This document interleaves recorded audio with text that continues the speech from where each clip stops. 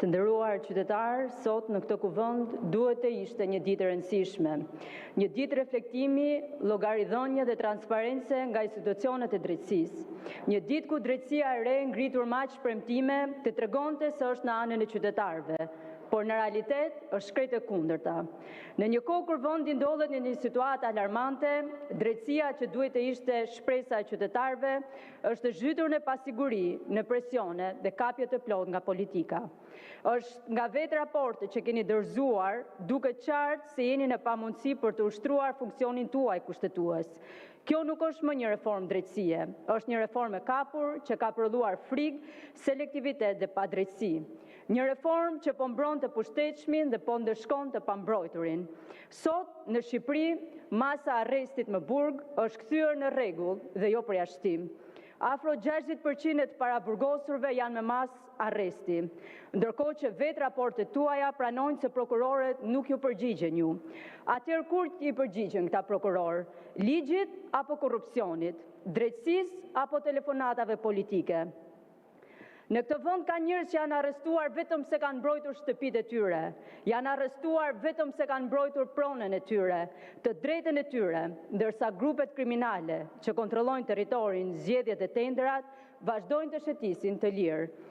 Drejtësia që kemi sot nuk po pastron vendin nga krimi, por po përdoret si mjet për luftë klanësh. Një klan bie për të ngritur një klan tjetër. Dhe ky nuk është sistem drejtësie. Është simulim drejtësie, fasad që në thelb ruan status quo në korrupsionit dhe pushtetit të lidhur me krimin. Asnjë grup kriminal me ndikim të vërtet politik nuk është goditur nga drejtësia shqiptare. Zero. Edhe ata që pretendohet se janë goditur, janë arrestuar pas ndërhyrjeve të shërbimeve partnere, ndërkohë që këtu në Shqipëri vazhdojnë të pashqetësuar aktivitetin e tyre, të qetë dhe të paprekur, madje duke u bërë edhe investitor strategjik.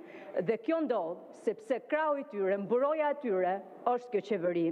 Dhe sot, në këtë seancë kur flasim për drejtësinë, Ministrja Belinda Balluku, e cila është person në hetim nga Spaku, nuk paraqitet me justifikimin se ndodhet në një vizitë zyrtare. Pyetja që ka çdo shqiptar sot është fare e thjeshtë.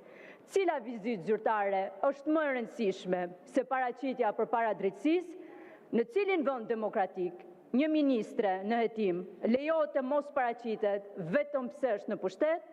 Në cilin vend demokratik drejtësia preqet mbaroj udhëtimi i ministres për të nisur hetimin? Nëse drejtësia është e pavarur, ajo duhet të trajtojë të gjithë njësoj. Qytetar, ministra, të pasur, të varfër, opozitë, pushtet. Por kjo nuk ndodh, sepse drejtësia në Shqipëri ka dy standarde, një për qytetarët e thjeshtë dhe një tjetër për qeveritarët.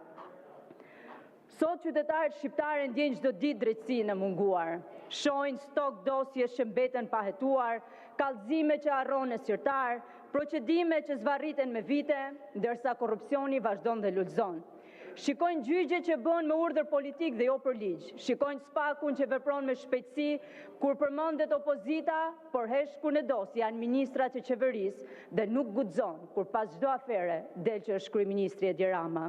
Dhe si mund besojnë qytetarët shqiptarë të kjo drejtësi, kur fondet e fermerëve përfundojnë në duart e klientëve të qeverisë dhe njerëzve të botës së krimit?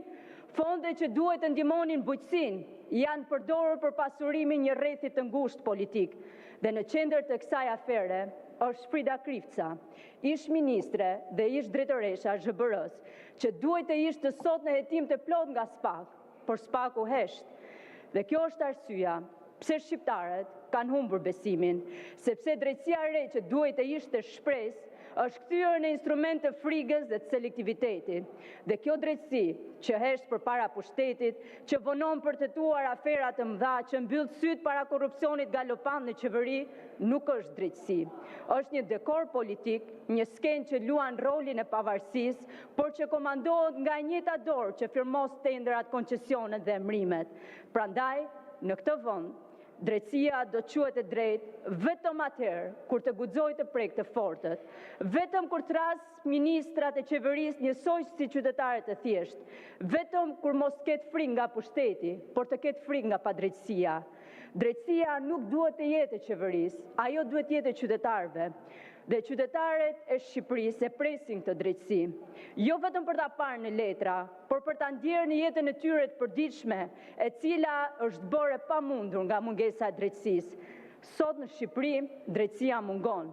Një vend pa drejtësi është një vend pa të ardhme, dhe për këtë realitet të dhimbshëm, përgjegjës jeni dhe ju, zotrinj të drejtësisë, sepse heshtja përballë padrejtësisë është bashkëfaqësi. Faleminderit. Fjalën e ka zoti Gjiknuri dhe të përgatitet zonja Brunilda Haxhiu. 4 minuta.